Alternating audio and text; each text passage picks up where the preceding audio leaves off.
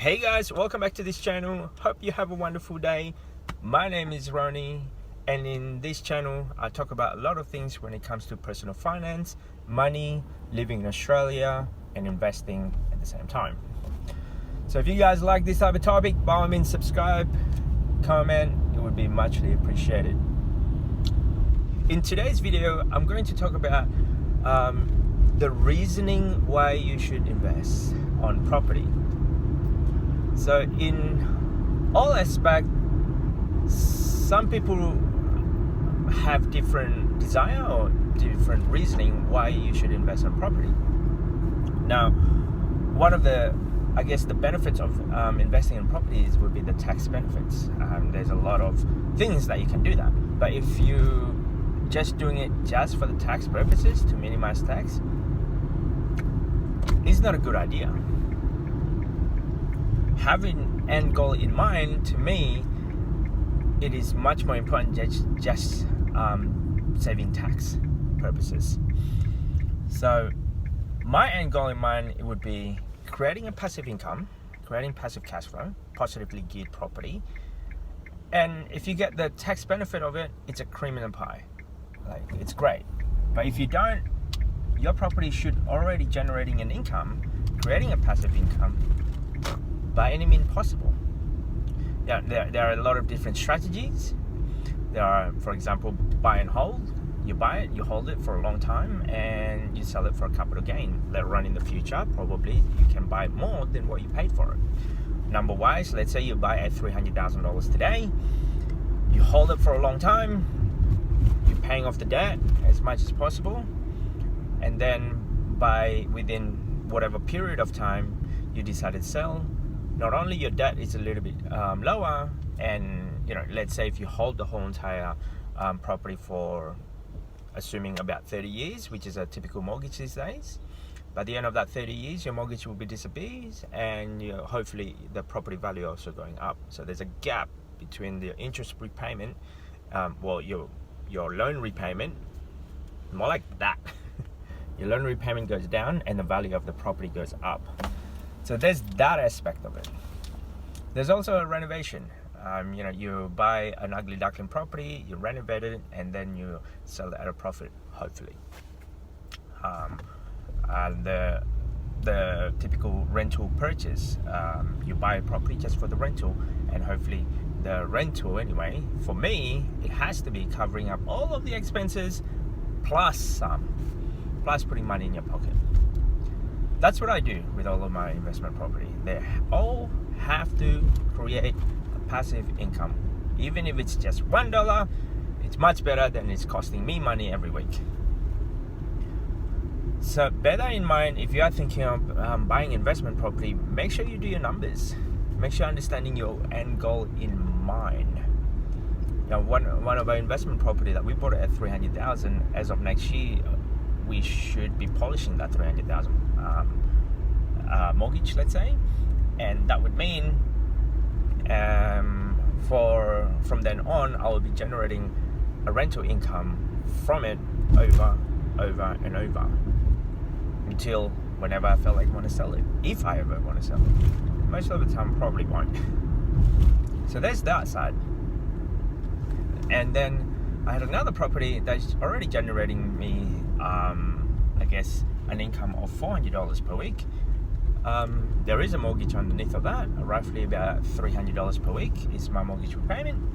So the income is $700, the mortgage repayment is $300, so the difference is $400 per week. With that particular $400 a week, we reinvested somewhere. Example would be Raise, Spaceship, Comsec Pocket, or if not, just pay down the loan. The aim of the game for me is pay off the loan. If you don't have any payments to anyone else, the more profit you will have. And in case if anything happen in the near future, you're pretty much okay. Example, during the pandemic, which is what we're experiencing at the moment. With our investment property loan, we actually offered on all of our tenant, let's say, and their, if they request insistent on any way possible if they lost their job financially, I guess. We're willing to do that because we don't have a lot of payments to do. We didn't defer on any of our repayments. We just keep it as it is. And over time, if you defer your repayment, it's going to cost you a lot more.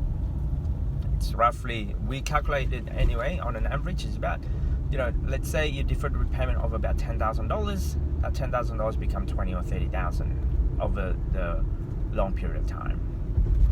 So everything have its own pros and cons, but understanding where your end goal is, understanding that it's a long process what you're doing. It's not like a quick fix process. Well, this is coming from my own personal experience anyway. But if you're having a property that is negatively geared, is costing you money every week, it will drown you when, I guess, over time. I had that, I guess, idea of having negatively geared property is okay because property is going to be doubled every 7 to 10 years. But it will deteriorate your lifestyle. I didn't want that. I did not want my lifestyle to deteriorate by any means possible. I want the freedom to do whatever I want, whenever I want, and to, with anyone I want. And having a positively geared property, or, having a surplus income from the property, it can generate that for you. Granted that if you really love your job, kudos, do that. If you're a high income earner, you really love your job, you're a career minded type of people, but I mean, kudos for you doing that. I'm not. I like the fact that I can get up not worrying that tomorrow where I'm gonna earn my income from. I don't have to work if I don't have to. That's the lifestyle that I have. Where do I start this? Well, you started up with a possibly geared property, property that generate an income, not just a rental income, but that income have to cover everything: your mortgage repayment, your insurance, your administration on the property, example, your water, council, strata if there is, and every single bit of piece of property, managers included. And after paying all of them off, you should have enough money in your pocket afterwards. Whether it's only $100, $50, $20 a week, hey, that's $20 a week that you don't have to work for. And we generated $1,000, about $1,500 per week at the current stage, where we don't actually have to work anymore. It might not be much for some, but I would rather receiving a $1,500 per week, $1,000 per week, or $20 a week on my investment property versus the other way around, where it's costing me $1,000 a week. Because I've been there, I have been there, I experienced that, and it's not fun. I mean, yeah, all right, maybe just 1, 2, and it's only going to cost you $100 or $200 a week. That's okay. That's what most people telling themselves. But realistically, I would rather earn the income instead of costing me. And I have an end goal in mind with it. Okay, I want to polish off that mortgage for as quickly as possible. Some people say leverage debt, because that's a good idea, having a leverage debt. But to me, debt is a debt. No debt is good. I would rather have income, not having to service the debt. So that's the lifestyle that I have.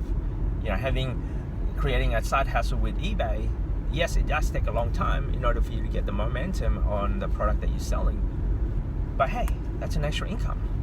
Hopefully with that extra income, you can do whatever you want with it. I would rather you save it, invest it somewhere, so that way it's growing and growing and growing, and over time it can generate you either your full-time job, or if not, you can buy a property from it.